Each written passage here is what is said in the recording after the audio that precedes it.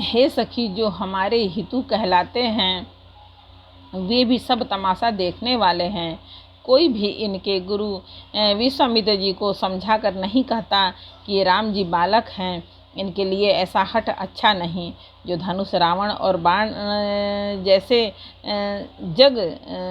जगत विजयी वीरों के हिलाए न हिल सका, उसे तोड़ने के लिए मुनि विश्वामित्र जी का राम जी को आज्ञा देना और राम जी का उसे तोड़ने के लिए चल देना रानी को हठ जान पड़ा। इसलिए वे कहने लगी कि गुरु विश्वामित्र जी को कोई समझाता भी नहीं।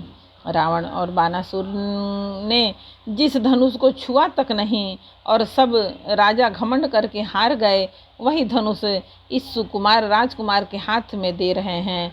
हंस के बच्चे भी कहीं मंदराचल पहाड़ उठा सकते हैं और तो कोई समझा कर कहे या नहीं। राजा तो बड़े समझदार और ज्ञानी हैं, उन्हें तो गुरु को समझाने की चेष्टा करनी चाहिए थी, परंतु मालूम होता है राजा का भी सारा सयानापन समाप्त हो गया। हे सखी, विधाता की गति कुछ जानने में नहीं आती। यूँ कहकर रानी चुप हो गई। तब एक चतुर राम जी के महत्व को जानने वाली सखी कोमल वाणी से बोली, हे रानी, तेजवान को देखने में छोटा होने पर भी छोटा नहीं गिनना चाहिए। कहाँ घड़े से उत्पन्न होने वाले छोटे से मुनि अगस्त और कहाँ अपार समुद्र, किंतु उन्होंने उसे सूख लिया जिसका सुयश सारे संसार में छाया हुआ है। सूर्यमंडल देखने में छोटा लगता है, पर उसके उदय होते ही तीनों लोकों का अंधकार भाग जाता है।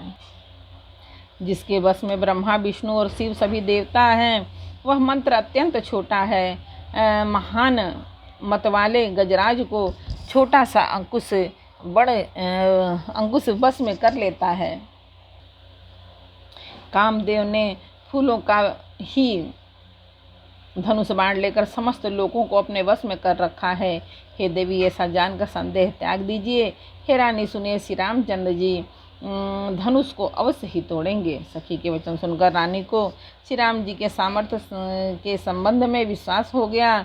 उनकी उदासी मिट गई और श्री राम जी के प्रति उनका प्रेम अत्यंत बढ़ गया। उस समय श्री रामचंद्र जी को देखकर सीता जी भयभीत हृदय से जिस 30 देवता से विनती कर रही हैं, वे व्याकुल होकर मन ही मन मना रही हैं, हे महेश भवानी, मुझ पर प्रसन्न होइए। मैंने आपकी जो सेवा की है उसे सफल कीजिए और मुझ पर स्नेह करके धनुष के भारीपन को हर लीजिए।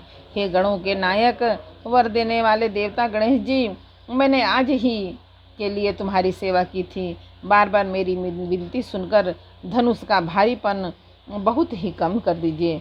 श्री रघुनाथ जी की ओर देखकर सीता जी धीरज धरकर देवताओं को मना रही हैं।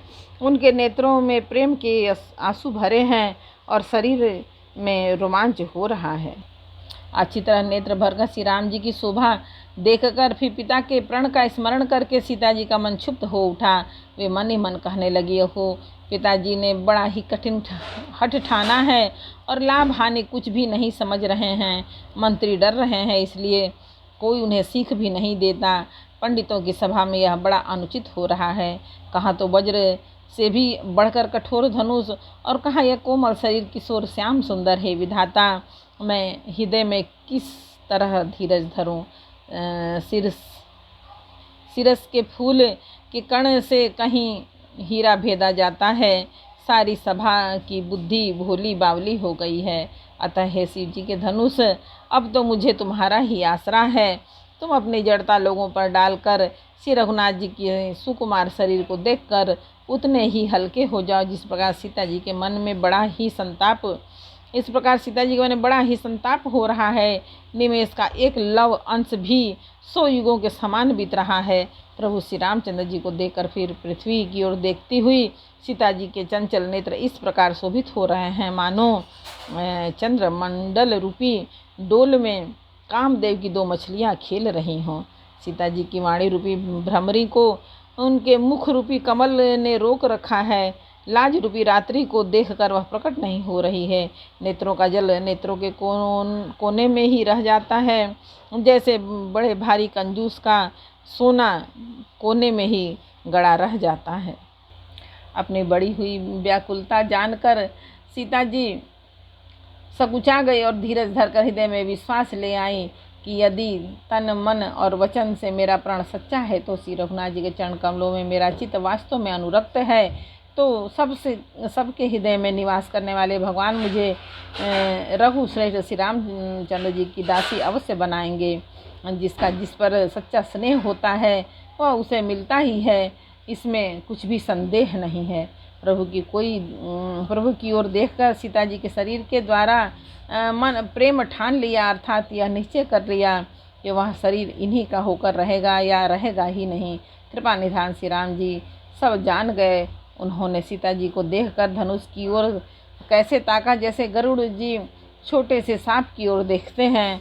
इधर जब लक्ष्मण जी ने देखा कि रघुकुल शिरोमणि श्री रामचंद्र जी ने शिव जी के धनुष की ओर ताका है, तो वे शरीर से पुलकित हो ब्रह्मांड को चरणों से दबाकर निम्नलिखित वचन बोले। हे दिग्गजो, हे कच्छप, हे शेष, हे वराह, धीरज धरकर पृथ्वी को थामे रहो, जिसमें यह हिलने ना पावे। श्री रामचंद्र जी ने शिव जी के धनुष को तोड़ना चाहते हैं। श्री रामचंद्र जी शिव के धनुष को तोड़ना चाहते हैं। मेरी आज्ञा सुनकर सब सावधान हो जाओ। और श्री रामचंद्र जी जब धनुष के समीप आए तब सब स्त्री पुरुष और देवताओं और पुण्यों को मनाया। सबका संदेह और अज्ञान, नीच राजाओं का अभिमान, परशुराम जी के गर्व की गूढ़ता, देवता और श्रेष्ठ मुनियों की कायरता, सीता जी का सोच, जनक का संताप और रानियों के दारुण दुख का दावानल, ये सब शिव जी के धनुष रूपी बड़े जहाज को पाकर समाज बनाकर उस पर जा चढ़े। ये श्री रामचंद्र जी के भुजाओं के बल रूपी अपार समुद्र के पार जाना चाहते हैं, परंतु कोई केवट नहीं है। श्री रामचंद्र जी ने सब लोगों की ओर देखा और उन्हें चित्र में लिखे हुए से देखकर फिर कृपा धाम श्री रामचंद्र जी ने सीता जी की ओर देखा और उन्हें विशेष व्याकुल जाना। एक बार बोलो रामायण मैया की जय। रामचरितमानस का बालकांड का 5वां समर्पण। श्री राम जानकी पवन पुत्र बजरंग बली भोलेनाथ माता आदि सत्य जय भगवान।